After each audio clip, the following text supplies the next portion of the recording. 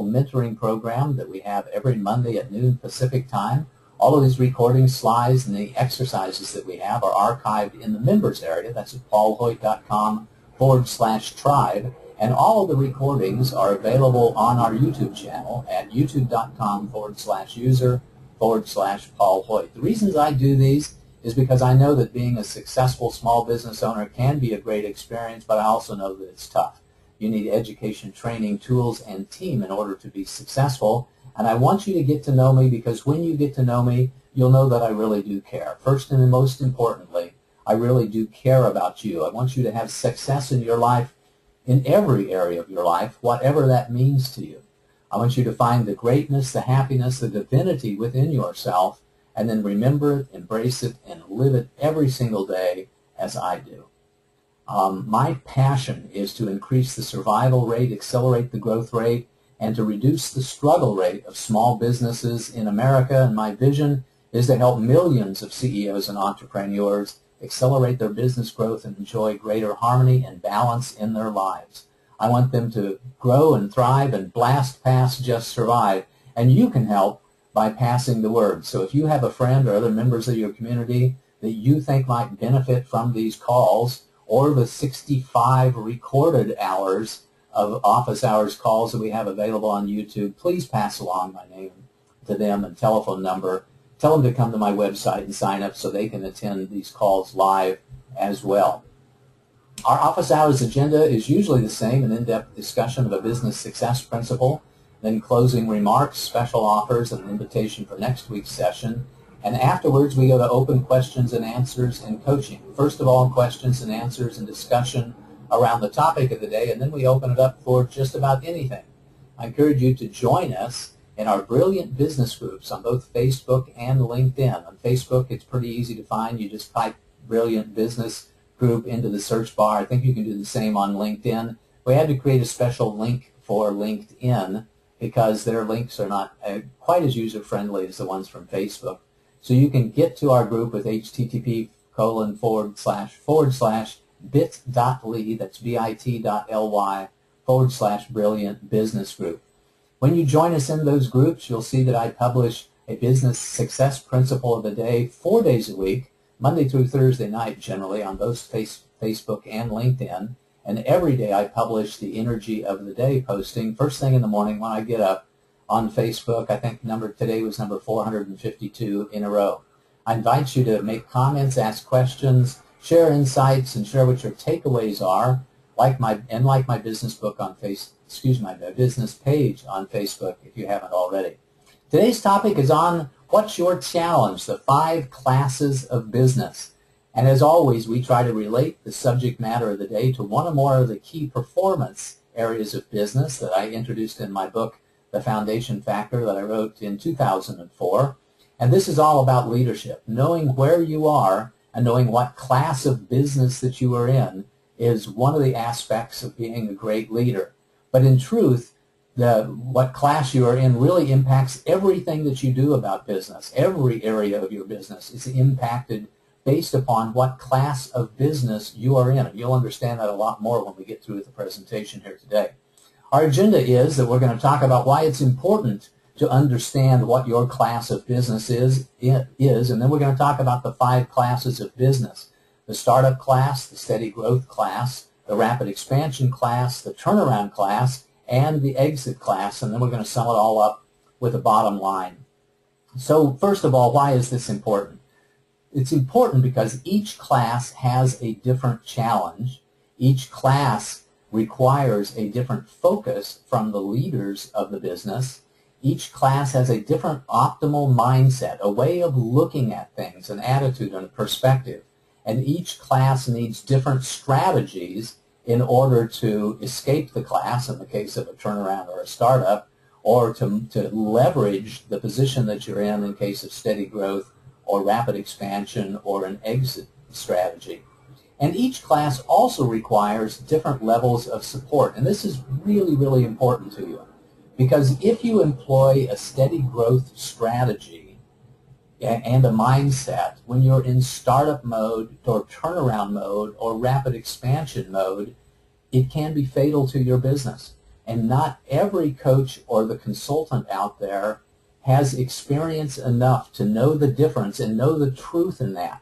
What I've seen a lot of is that somebody who has a corporate mentality, who is used to focusing on and consulting with businesses who are in steady growth mode or in large corporate mode, and they take those same concepts and principles and try to apply them to a business that's in turnaround mode or startup mode or rapid expansion mode, and literally the results can be fatal. It's one of the most common challenges that we see from people who leave corporate America and go to start their own business. They think that the skill set that they have, the experience that they have, the mindset that they have that really allowed them to excel in corporate America will work in a startup business. And the answer is that it absolutely will not. You have to almost forget everything that you knew about business, because the challenges of a startup, the mindset of a startup, are dramatically different than the challenges and an appropriate mindset that you see whenever you're in corporate America. So with that, let's start in and talk about the 5 classes of business, each one at a time, and focus on those different aspects of them. First of all, the startup class. Your focus when you are in startup is that you want to engage with the marketplace as quickly as possible to learn the lessons that only the marketplace can teach you, and then you want a relentless pursuit of financial stability. If you listen to me for any time at all, you'll hear me say that over and over and over again.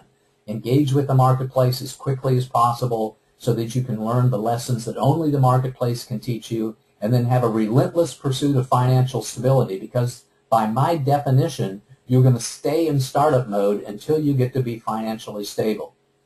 I call that condition stable 1.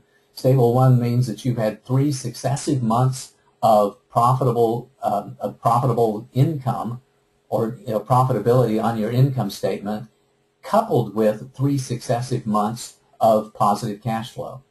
If you've got to that place, then you're in growth mode, then you've escaped startup mode, and now you're into financial stability mode, and you can begin employing some of the mindset and some of the principles of the steady growth class that we'll talk about in just a minute. But until then, you're in survival mode. Your job is to discover your customers and find the open door to profits, and learn just as quickly as you can and as possible to avoid making fatal mistakes. I oftentimes say that businesses can only afford a few $5,000 or $10,000 or $20,000 mistakes, and everybody that starts in business is going to make those kinds of mistakes, but you can only afford a few of them before you have to go in a different direction. That's why I offer education and training programs. That's why my flagship training program of Beyond Business Survival was started, so that you can avoid those $5,000 and $10,000 mistakes that are so common in the startup class. In the startup class, your mindset needs to be that you're running lean and mean with a massive effort. You're always testing and checking. You understand what your assumptions are. You understand what your hypotheses are, and you're finding ways to test those assumptions and to check out those hypotheses at every step along the way. By the way, that's language directly from the Lean Startup methodology, which is one of the office hours presentations that we did early on. You have to believe that you are in survival mode, because you are, by definition. Until you reach financial stability, you are in survival mode, and you are at extreme risk, that peril and danger abound with you, and you have to focus on building relationships that you can leverage for the long-term value of your business, and find that low-hanging fruit. Find that open door to profitability and prosperity that you can leverage and establish a beachhead and build your business from that point.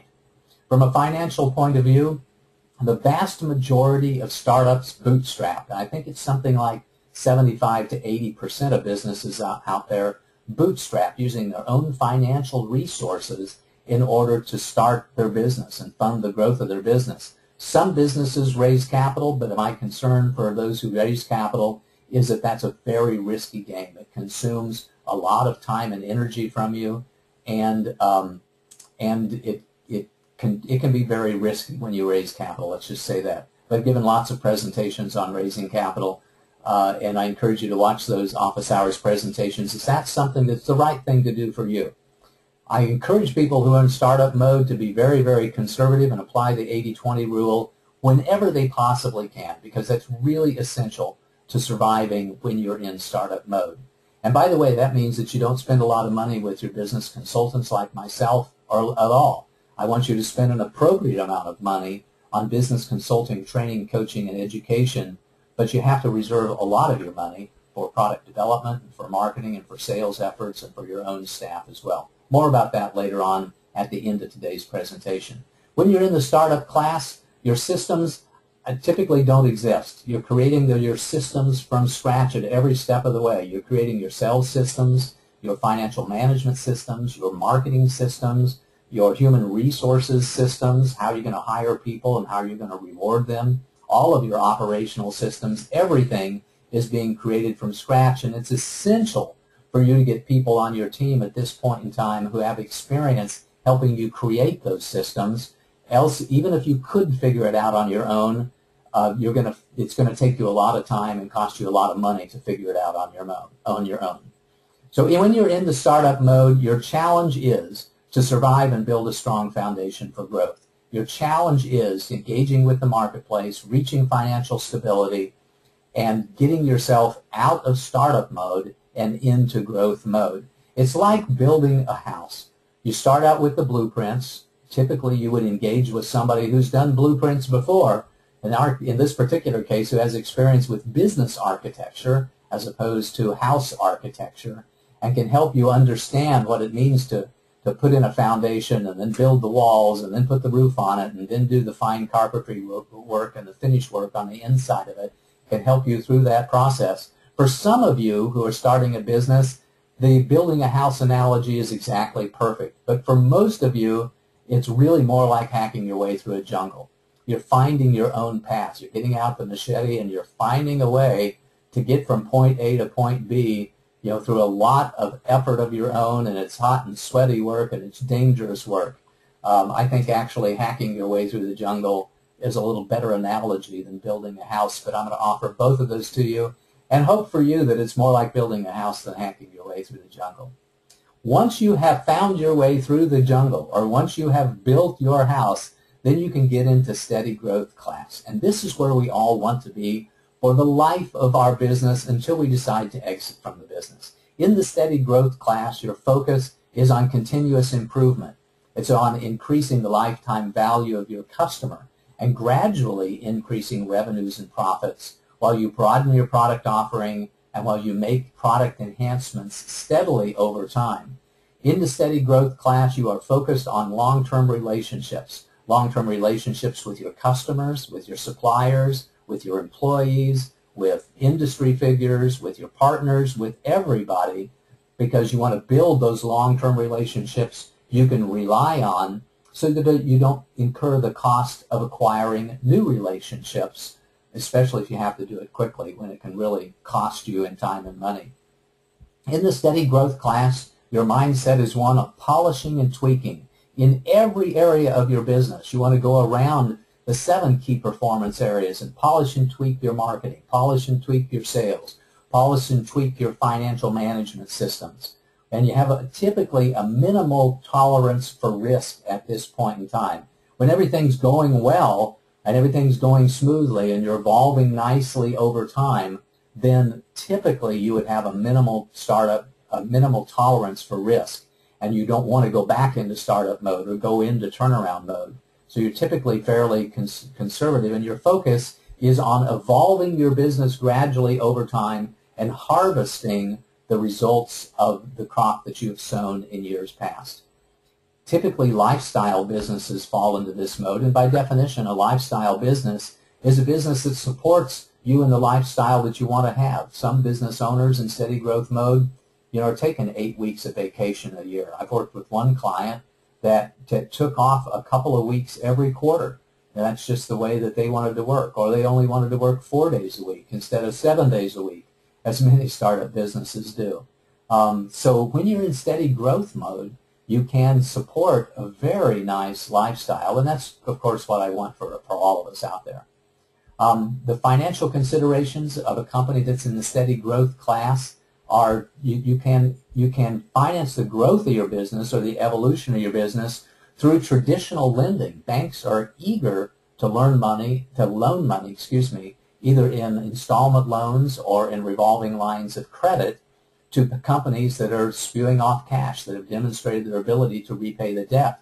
You may also be distributing profits, considerable profits from the business to yourself while you're building the asset value and while you're reducing your taxable income.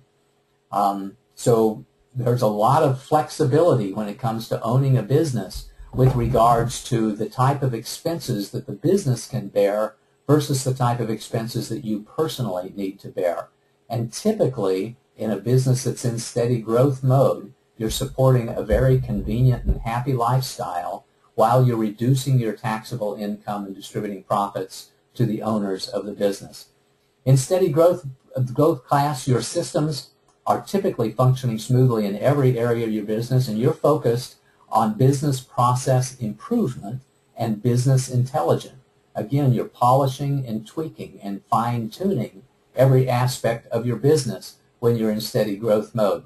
Your challenge in this mode is diligence and focus. It's to maintain a sense of urgency also amongst your employees and amongst the people that you work with. Remember the lifestyle business I told you about where the gentleman was taking 2 weeks of vacation every quarter? One of his biggest challenges was having a sense of urgency amongst the other people at his company. And by the way, one of the ways that you do that is through your compensation programs. You give people a highly leveraged compensation program because if you're in a position to where you don't have to focus as much time and energy on the business, you need somebody who is being diligent. The steady growth class analogy is generally one of planning a vacation or planning a trip, rather, by developing a strategy and developing your growth plans and then cruising down the 4-lane highway.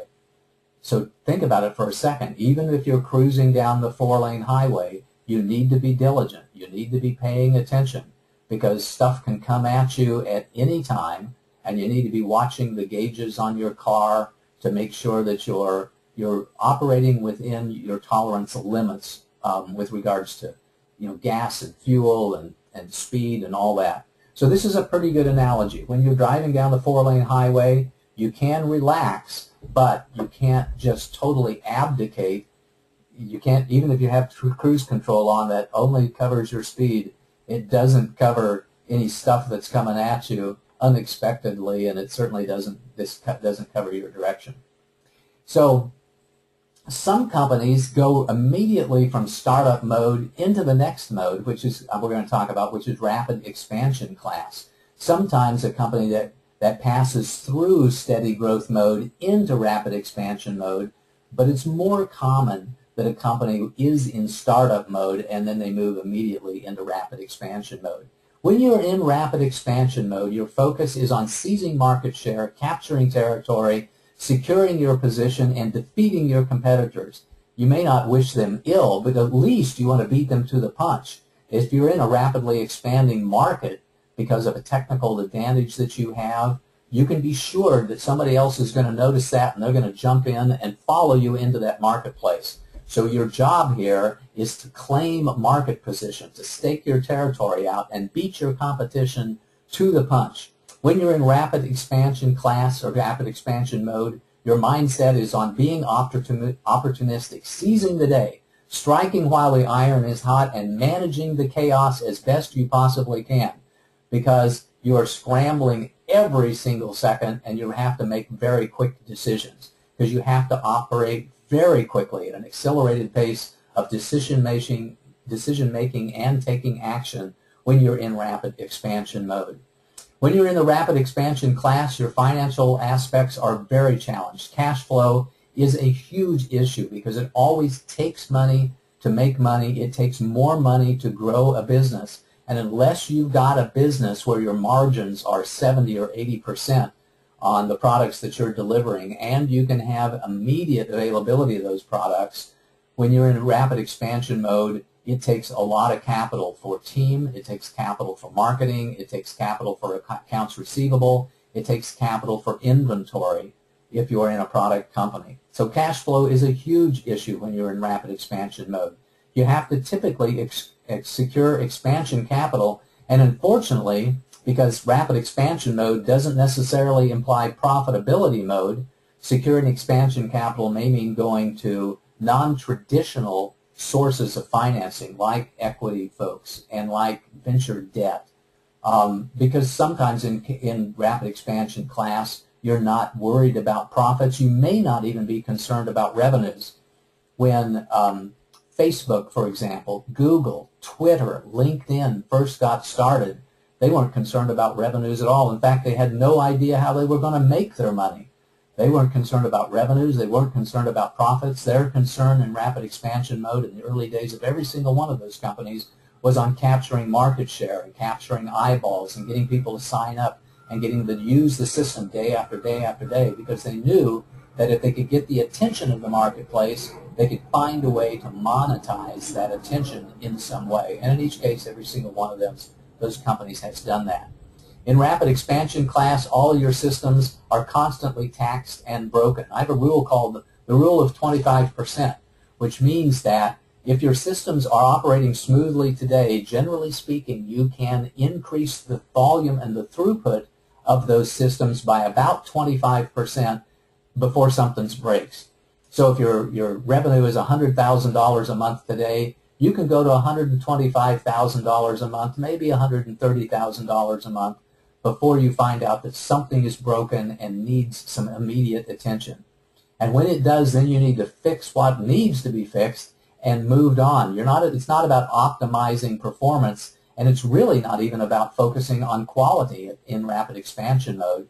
You just want to secure the position as fast and as quickly and as inexpensively as you can in a way that conserves cash flow as quickly as you can. You're focused on securing the customer, focused on, and quality is way down the list. When you're in rapid expansion mode, partnerships and outsourcing are absolutely essential.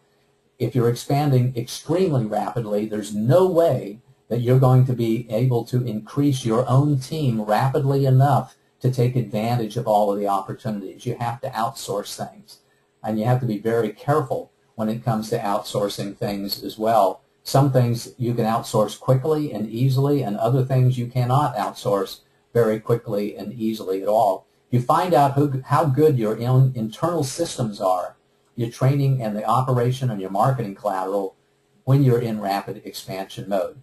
Your challenge is, as we've talked about, on managing cash flow and avoiding explosions. Explosions happens when you grew too fast and your systems just could not support it, that you are not able to establish your partnerships or your outsourcing quick enough in order to manage that growth, and then everything starts to collapse on you, and the company just goes under. In fact, rapid expansion mode, rapid expansion class, is as dangerous or even more dangerous than being in startup mode. So you really have to be cautious whenever you find yourself to have an opportunity to expand very, very rapidly. It's like being inside the tornado. I couldn't find any actual pictures of people in tornado because they don't survive, or the cameras don't survive, one of the two.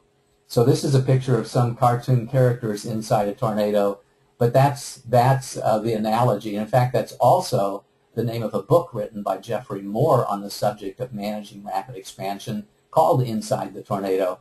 And if you find yourself in rapid expansion mode, I encourage you to read that book because there's a lot of valuable information in that. Take a breath for just a minute. I'll take a breath for just a minute.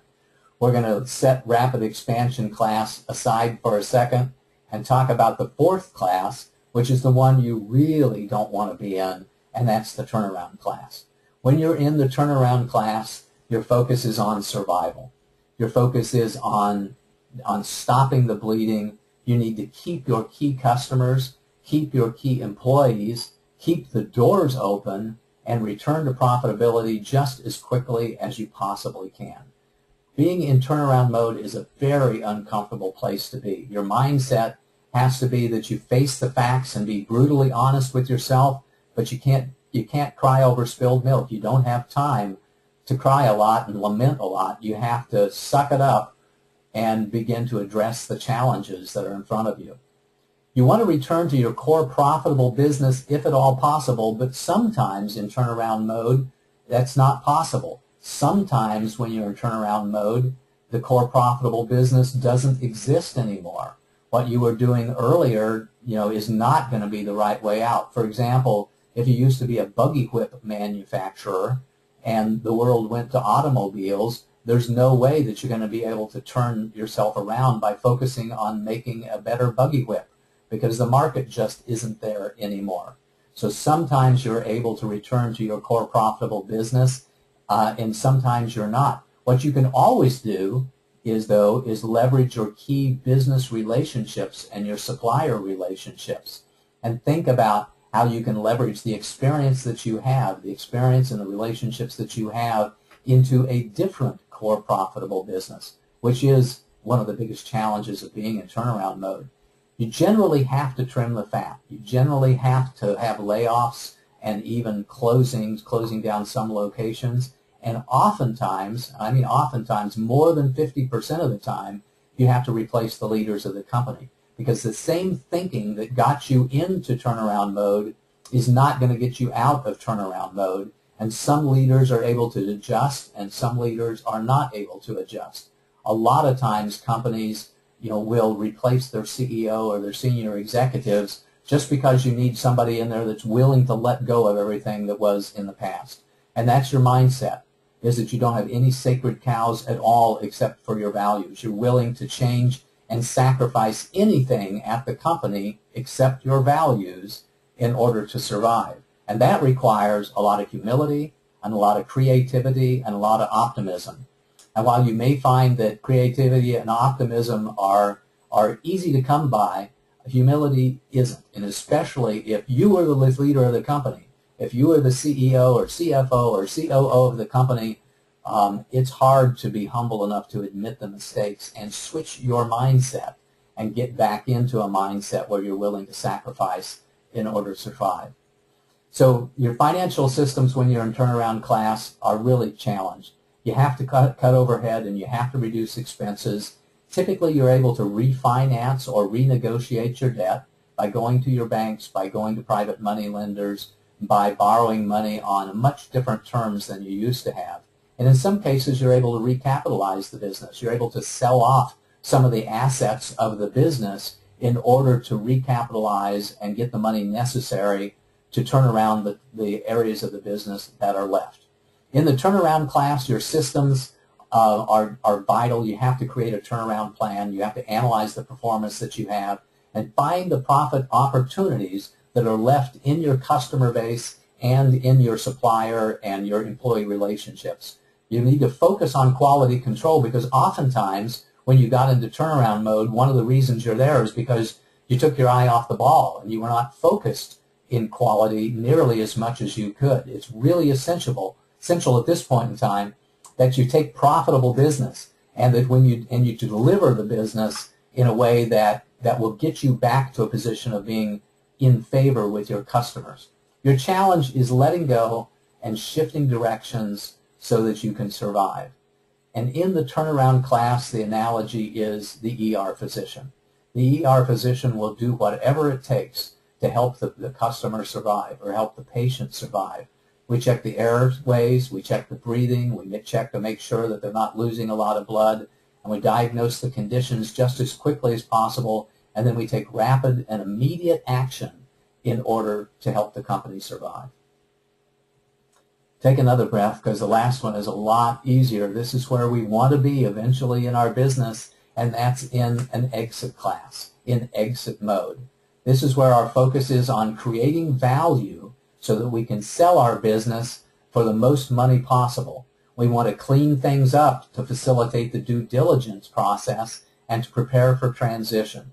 So this mode is about value creation and cleaning things up and preparing for transition. And your mindset is one on strategic growth. We want to understand what our value drivers are and morph the business over time, evolve the business over time, transform the business over time so that it's worth more tomorrow than it is today. We want to fix it up and stage it for sale, much like we would fix up and stage a house that we own for sale. We want to prepare our succession plan and take action on that plan, which requires a lot of delegation and mentoring of people that you want to take over for you. In the exit class, your financial focus is on understanding and leveraging the value drivers. It's on reducing debt. It's on increasing the cash flow and the taxable income.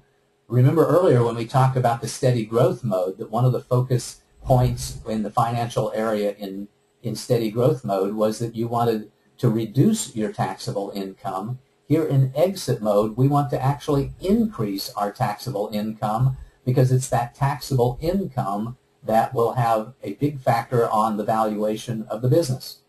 We want to secure our tangible and intangible assets, and we want to make sure that we have focused on the opportunity to pull cash out of the business. This may sound a little bit unusual, but what we find is that there may be some assets of the business which really don't have any impact at all on the valuation of the business, that you can actually sell off the assets or even actually pull cash out of the business before you put the business on your market. It's a great conversation to have with your wealth advisors and your intermediaries and your business growth or business exit advisors. And we did, by the way, an office hours presentation on turnaround mode of your business and on the exit class of your business just a few weeks ago. So if you want more information on either one of those two classes, you can get those presentations and listen to them. Here in the exit class mode, your systems are that you're preparing for due diligence. You are documenting and organizing, but you're generally not replacing or updating systems at your business because the payoff isn't there. It doesn't give you a return on your investment to, say, swap out your computer systems or to do an overhaul of your sales systems at this particular point in time, because the person who comes in and buys your business may want to do that anyway and won't see a lot of tremendous value in that, hey, you just replaced your financial systems or your sales systems.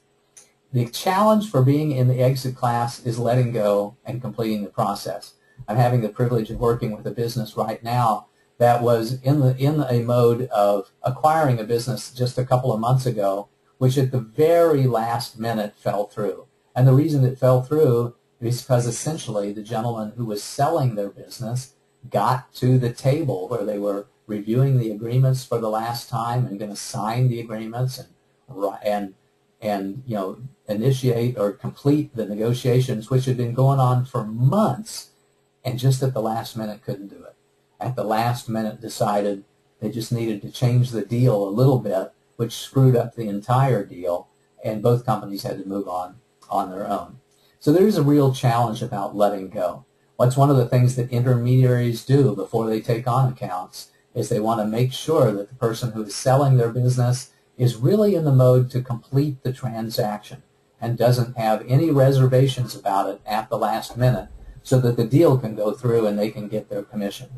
The analogy for a person in exit class mode is that you are selling your house, is that we want to fix it up, we want to stage it, we want to say goodbye to it, we want to honor it, and we want to consummate the transaction and move on to whatever's next. So those are the 5 classes: the startup class, the steady growth class, the rapid expansion class, the turnaround class, and the exit class. And I think you can see from these analogies that they are dramatically different in their mindset and in their strategies.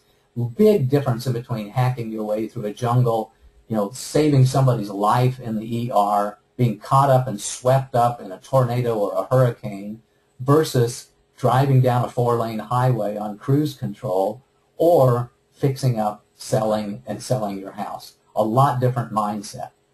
The plans that are necessary for each one of these businesses, and by the way, it's been my privilege over the last 13 years as a business consultant to work with companies in each one of these 5 modes of business. When they're in startup mode, we create a launch and financial stability plan. When they're in steady growth mode, we create a harvest and evolution plan.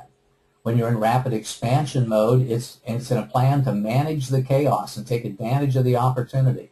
When you're on turnaround mode, it's a turnaround plan. It's a survival plan. And finally, when you're in exit mode, it's a value creation plan and an exit plan. But as we oftentimes hear, but wait, there's more.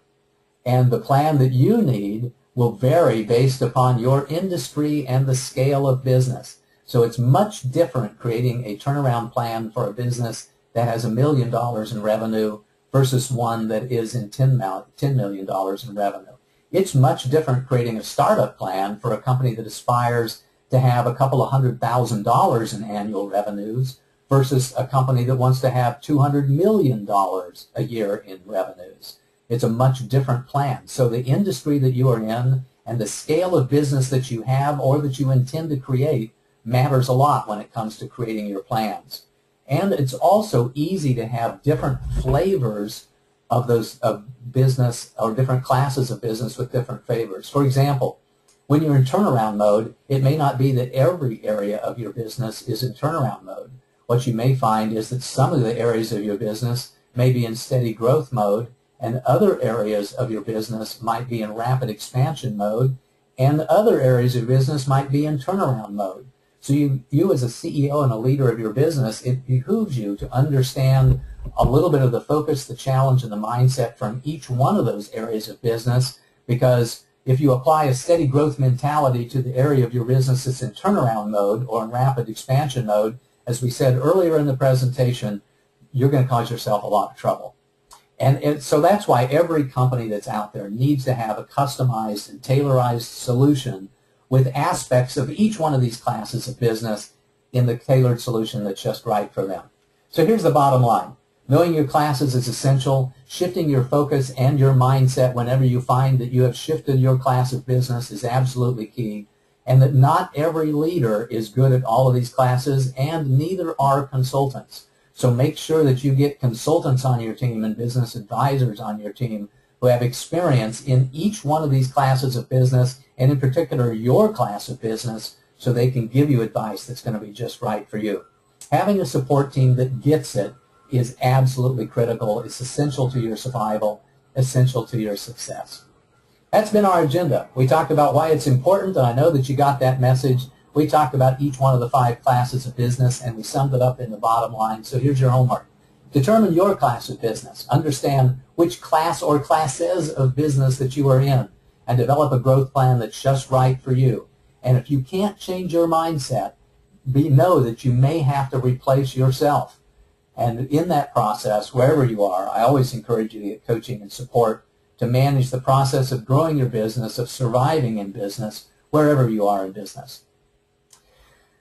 In just a minute, we're going to have open questions and answers and coaching, where you can have comments and questions on the topic of the day and then any other issues that you might want to address. Tell me what your biggest takeaways are, your insights are, and what you gained from the presentation in the Brilliant Business group on either Facebook or LinkedIn, and tell me what you're going to focus on. Our support services here at the Hoyt Management Group are education, training, consulting, and coaching services. We also have growth management services, which is a do-it-with-you service. So some of the things that we provide, and especially in the area of education and training and coaching, are where we teach you to do it for yourself. In some cases, we'll hold your hand and do it with you, and in some cases, we'll actually do it for you and assist you out by totally outsourcing a function to us. We announced in the last couple of weeks a brand new program called the Awakened CEO System. We formally announced the entire system last week on a podcast that we did with one of my favorite sales trainer, Eric Lofholm. This is for people who are not only building the business of their dreams, but are also focused on becoming the person that they've always wanted to be, which has been my focus over a number of years. And I invite you to call me for more information, and in the next few weeks, you're going to see a gradual rollout of a totally revamped product and service portfolio based upon the new Awakened CEO System. Our next office hours is on February 23rd. That's next week. And I'm going to talk about valuing your business. How do we determine what our business is worth today? How do we determine what our business is going to be worth tomorrow, so that we can understand what our return on investment might be and how we position a return on investment to those who may want to invest in your business. Let me know what other topics that you would like for me to address at paulsurvey.com, and do your homework. And with that, we're going to open it up to questions and answers and coaching, first on the topic of the day and then anything else that you want to talk about. Well, I take a breath and a little sip here. Stephanie, do we have any questions? Yes. Got a comment here from Emily who says, thank you, Paul, for addressing this turnaround section. It's not very often I hear anyone talking about turnaround, so thank you very much. You're very welcome, Emily. All right. So first question, you ready? I'm ready. I'm not sure about raising capital for my business. Should I raise a lot or little or any at all? Great question. It is a good question. I think I mentioned in the body of the presentation that some 75 to 80% of companies who start, bootstrap it. They finance the growth of their business from their own retirement accounts, from their own savings. Maybe you are a two-income family, so one of the parties starts the business and the other party keeps the job to finance the growth of the business. And that's by far the most common way to do it. The next way to do it is to get a little bit of capital from family and friends. Maybe $50,000 or $100,000 or a couple of $100,000 from people who are in your network. At some point in time, if you start to raise a lot of capital, then you really need to pay attention to Securities and Exchange Commission regulations and understand how you can maintain an exemption and understand how you have to do a private offering as opposed to a public offering, or you may choose to do a public offering. So I generally tell people that if you can start and grow a business without raising capital, by all means do it. Because if you can get to financial stability mode, then you've got a lot of options for growing your business. Expansion capital is much, much easier to come by than startup capital is. And it takes a long time to learn how to raise capital in accordance with Securities and Exchange regulations. So generally speaking, I say that if you can start a business without raising capital, then that's what you should do, because it's an easier road. But there are a lot of businesses that you can't do that. You can't, start an airport, for example, without $1 billion in funding. There's no way you're going to start a Federal Express or a UPS without having, hundreds of millions of dollars in funding lined up. And you may find that you can't bring a consumer product to market, for example, for anything less than $250,000. It's very, very difficult to bring a consumer product to market for less than $250,000. And so you may need to raise capital or access capital in some way in order to do that if your own, retirement and other investment accounts don't add up to that amount of money. So the first thing is to figure out how much money it's really going to take.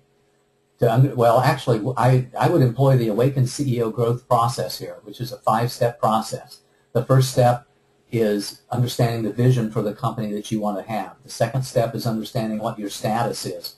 How much money do I have in relationship to the amount of money that it's going to take to build this business that I want to build. Then create the plan, not only to build your business, but to acquire the funds necessary to go get the business. Fourth step is to gather the resources, which can be gather the people, gather the skill set, train yourself, and gather the funds to grow your business. And the fifth step is to execute. So those are the 5 steps that I would employ. And whether capital is right for you depends a lot on your vision, the size of business you want to have, your experience, your mindset, your skill set, the resources that you have already at your disposal relative to the resources that you need. And then after taking a look at all those, we can make a decision, or rather help you make a decision on whether or not raising capital is the right thing for you. Hopefully that was helpful for you. Stephanie, next question. Okay. Here's a question from Jill. How do I set up a customer service program when my website first goes live? Jill, that's a great question. I'm a big fan on using spreadsheets as much as you possibly can. And with collaborative spreadsheets, a Google Doc might be exactly the right thing for you to do.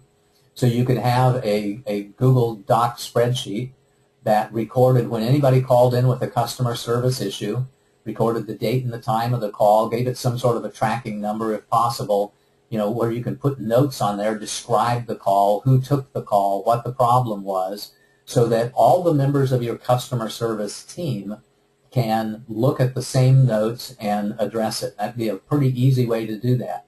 And if you're only having 2 or 3 or 4 calls a day, you can do it with a spreadsheet very, very simply and for a long period of time. I also recommend, by the way, that you get customer service training. One of the office hours presentations that I did, I can't remember when I did it or what the number was, but it's out there, was on how to handle problem customers. It's real important for you to have a customer service process in place, a problem-solving process, an issue managing process in place. So training and logging are the first things that I would recommend. Getting the training necessary, encouraging everybody to watch that office hours presentation on providing stellar customer service, and then creating a Google Doc, either a spreadsheet or a Word doc, or not a Word doc, but an actual text document, where you can keep track of all of the issues that come in and flag things out to make sure that you're getting back to your customers in an appropriate amount of time and that you're closing your customer service issues in a respectable and appropriate amount of time too. That's definitely what I would do, is go for the 80-20 solution. At some point in time when you start getting dozens of calls in a day, there are customer service ticket managing systems out there. One that comes to mind that's for rather large companies is called Remedy. Remedy is a customer service, work ticket management system that enables you to manage dozens or hundreds of calls a day, where you have a team of 15 or 20 or 100, people on your customer service team. And my wish for you, Jill, is that your company grows to the point to where you're able to do that, if that's the size of company that you want to grow for yourself. Hopefully that was helpful. Next question. Okay. My business is rocking along. How do I avoid turnaround mode? The way that you avoid turnaround mode is through due diligence. As we talked about, when you're driving your car down the highway, you still got to pay attention. You got to pay attention to the gauges, and you got to pay attention to stuff that's going on around you. In the case of driving down the road, you got to pay attention to the gauges to make sure your car doesn't overheat, to make sure that it gets the required fuel and the maintenance over time, and you're taking care of business. You're stopping periodically and doing the checkup. And the analogy would be to have a business coach or a consultant on board to where every 90 days that you're taking a look around and seeing how things are going. Are we making progress on our journey? Are we meeting our goals and objectives? What other opportunities are coming about? Do we have an opportunity to change course just a little bit, to enjoy the ride a little bit more, or in the case of business, to enjoy greater revenues and profits? Do we have a dashboard system set up? Am I paying attention to my key performance indicators, paying attention to my financial results, paying attention to my pipelines and my supplier relationships and my quality control, so that I'm keeping my finger on the pulse of my business so that it doesn't get out of control? Oftentimes, companies slip from steady growth mode into turnaround mode because they weren't paying attention. One of the biggest challenges, by the way, that I've seen with companies slipping into turnaround mode is when they have a business that has good months and bad months. Sometimes you've got, a good month, and sometimes you've got a bad month, and maybe your history over a long period of time is that you've got 3 or 4 good months and then a bad month, and then a couple of good months and then a bad month, and then 5 or 6 really good months and then a bad month. It's easy to slip into a mode where you had one bad month and then another bad month and then a third bad month before you realize that, wait a minute, this isn't just a natural cycle of business. This isn't just a naturally occurring event. This is a trend, and we're trending into non-profitability, and we're trending into reduced revenues. And then you have to declare that you're in turnaround mode and begin to apply some of the mindset factors that we talked about earlier today and that I talked about extensively in the office hours presentation that I did a couple of weeks ago. That, to me, is the biggest challenge. That can happen a lot. And it happens a lot with product and service businesses, especially service businesses, that you have 2 or 3 good months and then a not-so-good month, and then 2 or 3 more good months and a not-so-good month. And then, to declare yourself in turnaround mode because you've had 3 or 4 bad months in a row, it really is difficult for CEOs and leaders to do. That's why it's important for you to have a coach or a consultant on your team that can help you see that, wait a minute, you slipped from steady growth mode into turnaround mode. Hopefully that was helpful to you, and hopefully, you never get to that point.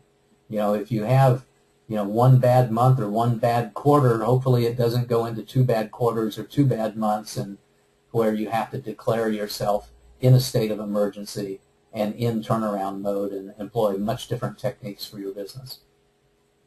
Next question, Stephanie. I have an opportunity to expand greatly, and after listening to you, I'm a little scared. Should I do it? Well, good. I want you to be scared, because I hope you got the message loud and clear that rapid expansion mode is as dangerous as startup mode. I've seen that. I don't know where I've heard it, and I really don't know that there's statistics on this. This is more of stuff that I've heard and stuff that I've seen.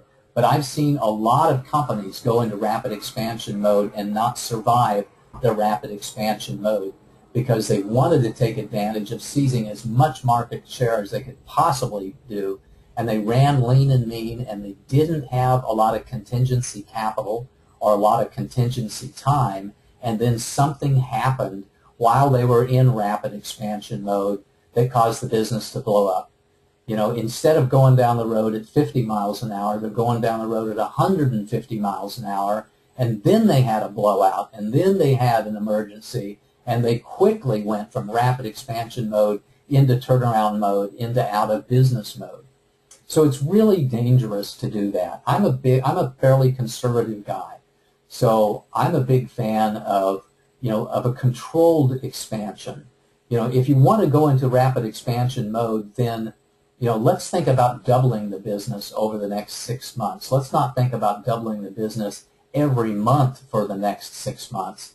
If you grow your business at more than 40 to 50% a year, it can really cause you problems. Cause you problems in finding the right people, in creating the right systems, in delegating and mentoring, in expanding your business. So generally speaking, I'm a fan of a controlled release or a controlled expansion, and turning people down to say that, no, we can't handle it right now, I'm sorry, but we can't do that. There are people out there who will tell you that you never, never, never turn away business, that you always take the business, take the money, and find out a way to deliver it.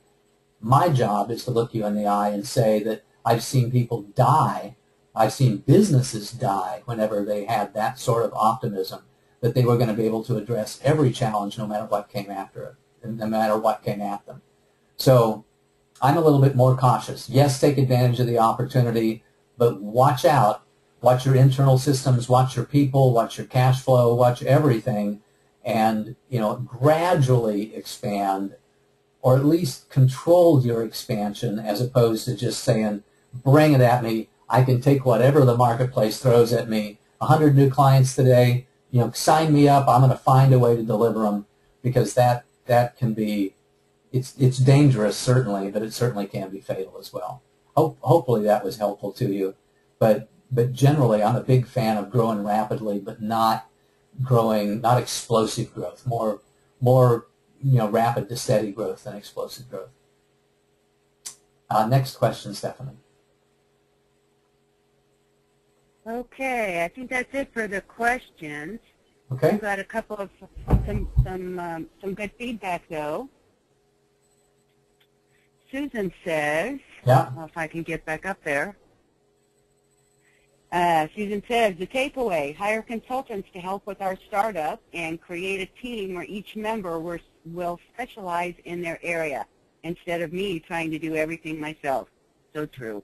That is very true. And one of the comments that I was going to make that I didn't make earlier, that I'll choose to make right now.